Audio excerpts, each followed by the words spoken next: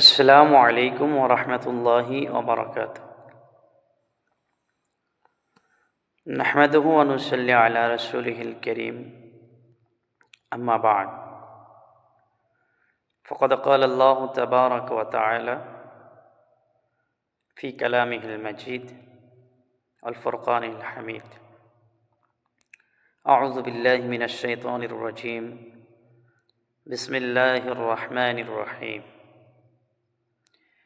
লাকাদ কানা লাকুম ফি রাসূলিল্লাহি উসওয়াতুন হাসানাহ ইলা আখির। وقال النبينا صلى الله عليه وسلم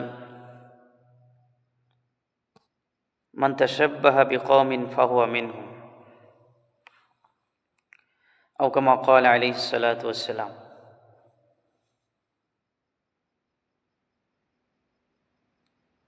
প্রিয় শ্রোতাবৃন্দ,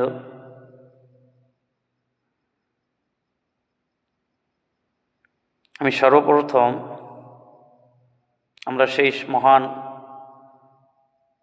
রব্বুল আলামিনের শুকরিয়া জানাবো যে আল্লাহ পাক রব্বুল আলামিন আমাদের সুস্থ রেখেছেন এবং আমাদেরকে ঈমানের হালাতে ঈমান নিয়ে আমাদেরকে চলার তৌফিক দান করেছেন। আমরা সেই মহান আল্লাহ পাক রব্বুল আলামিনের শুকরিয়া আদায় করি আলহামদুলিল্লাহ।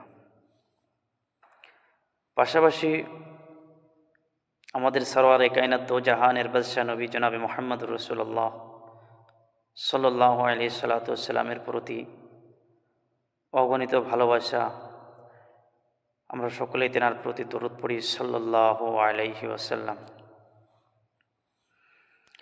তো মূলত আমি আপনাদের সামনে আজকে দু একটি কথা নিয়ে এসেছি, যাতে আমারও কিছু ফায়দা হয় আর আমার প্রাণপ্রিয় ইসলাম প্রিয় ভাইদেরও যেন কিছু ফায়দা হয়। সেই জন্য আমি দু একটি কথা আপনাদের সামনে তুলে ধরব। মূলত বিষয়টি হচ্ছে যে নববর্ষ পালন করা, সেটা শরীয়তের দৃষ্টিতে সেটা পালন করা যাবে কি যাবে না, সেটা শরীয়তের দৃষ্টিতে যদি পালন করা যাবে না, যদি শরীয়তের দৃষ্টিতে সেটা হারাম হয়, তাহলে কেন, কোন কারণে সেটা হারাম, আমরা সেগুলো জানব। তো আমরা বেশি কথা না বাড়িয়ে মূলত আমরা আমাদের মূল কথার দিকে আমরা আগ বাড়ি। ওমা তাওফীকি ইল্লা বিল্লাহ আলাইহি তাওয়াক্কালতু ওয়া ইলাইহি উনীব। শুধু দর্শক, খুব ভালো করে মনোযোগে মনে রাখা আমাদের দরকার যে ইংরেজি নববর্ষ বা 31st নাইট উদযাপন করা বা পালন করা শরীয়তের দৃষ্টিতে সম্পূর্ণ হারাম, এর কোনো অবকাশ নেই। আর এটা হারাম হওয়ার বেশ কিছু কারণ আছে। এক নম্বর কারণ, আল্লাহ রসুল সাল্লাল্লাহু আলাইহি ওয়াসাল্লাম তেনার 63 বছর জিন্দেগিতে, বিশেষ করে তেনার নবুয়তের 23 বছর জীবনে প্রত্যেক বছর কিন্তু এই নববর্ষ এসেছেন, কিন্তু তিনি একটি বারের মতো নববর্ষ পালন করেননি।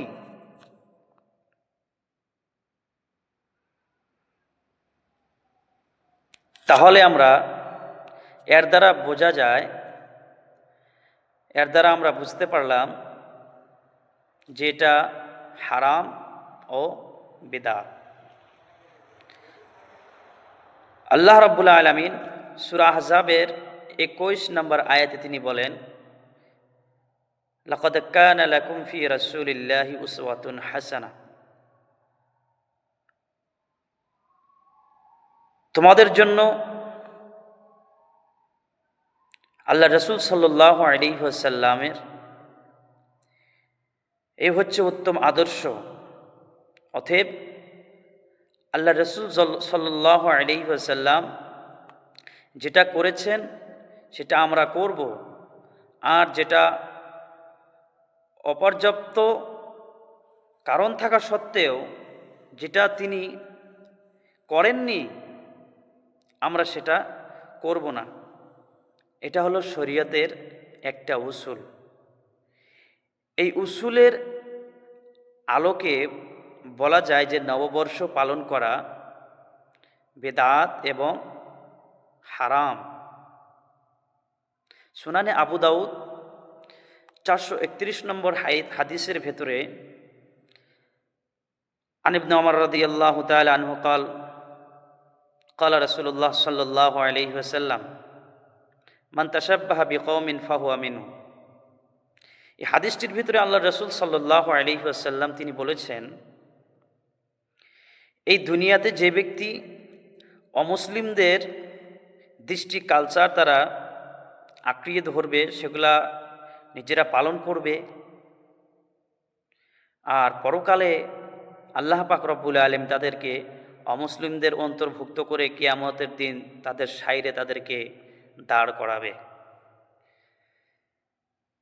তো এতেও বোঝা যায় যে তাহলে এই নববর্ষে যেটা লোকেরা যেটা উদযাপন পালন করে সেটাতে নাচ গান,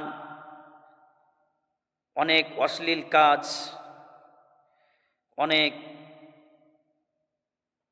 সেখানে পাপাচারও হয়ে থাকে। সেই জন্য এটা আমাদের মুসলিম ভাইদের জন্য এটা ঠিক না, এটা আমাদের জন্য বর্জনীয়। আমরা বুঝতে পারলাম যে হাদিস এবং কোরআনের আলোকে যে এই নববর্ষ আল্লাহ রাসূল সাল্লাল্লাহু আলাইহি ওয়াসাল্লাম তিনি পালন করেন নি, তাহলে আমরা কেন পালন করতে যাব?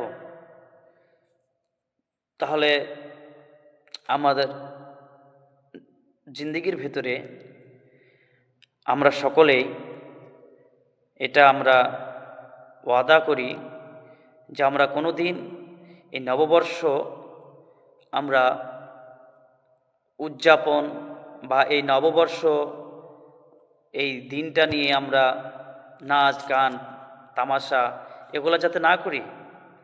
আমাদের মূলত কর্তব্য হচ্ছে, দরকার হচ্ছে যে আমাদের যেই বছরটা পার হয়ে গেল সেটাতে আমাদের যেগুলা কাজ আমাদের করা উচিত ছিল, আমাদের মূলত যেগুলা কাজ করা আমাদের কর্তব্য ছিল সেগুলো আমরা সঠিক মতো আদায় করতে পারিনি। তাহলে আমাদের এবার ওয়াদাবদ্ধ হওয়া, ওয়াদা করা আমাদের যে আমরা এই বছর থেকে নিয়ে, শুরু থেকে নিয়ে ইনশাআল্লাহ আমরা সকলেই এবার আমরা দায়বদ্ধভাবে আমরা সকলেই ইনশাআল্লাহ আমরা ইসলামিক কালচারগুলোকে আমরা মেনে চলবো ইনশাআল্লাহ। এর আগে যা ভুল হয়েছে, যেগুলা গুনাহ হয়েছে সেগুলা অতিবাহিত হয়ে গেছে, আমরা তওবা করে নেব সেগুলা। আর আমাদের এই নববর্ষ, এই বছর থেকে আমরা, এই শুরু বছর থেকে আমরা তওবা করে নেই যে এখন থেকে আমাদের শেষ পর্যন্ত আল্লাহ পাক রব্বুল আলামিন যেন পুরো বছরটা যাতে যে কয়েকদিন জিন্দা থাকব সুখে শান্তিতে ইমানের হালাতে। সবচাইতে বড় জিনিস হলো ইমান। এই ইমানের হালাতে যেন আমাদের বাঁচিয়ে রাখেন, এবং যদি কাউকে আল্লাহ পাক রব্বুল আলামিন তিনি দুনিয়া থেকে বিদায় দেন তাহলে যেন ইমানের হালাতেই যেন এই দুনিয়া থেকে আল্লাহ পাক রব্বুল আলামিন বিদায় দেন। আমি আশা করি আমার প্রিয় ভাই ও বন্ধুরা, আপনারা বুঝতে পেরেছেন আমার কথা, যে নববর্ষ এতে পালন করা যাবে কি যাবে না? তো সেটা আমরা হাদিস এবং কোরআনের আলোকে বুঝতে পারলাম। আল্লাহ পাক রব্বুল আলামিন আমাদের সকল মুসলিম ভাইদেরকে সঠিকভাবে কোরআন এবং হাদিসের আলোকে আমল করার তৌফিক দান করেন, আমিন। আসসালামু আলাইকুম ওয়া রাহমাতুল্লাহি তাআলা ওয়া বারাকাতুহু।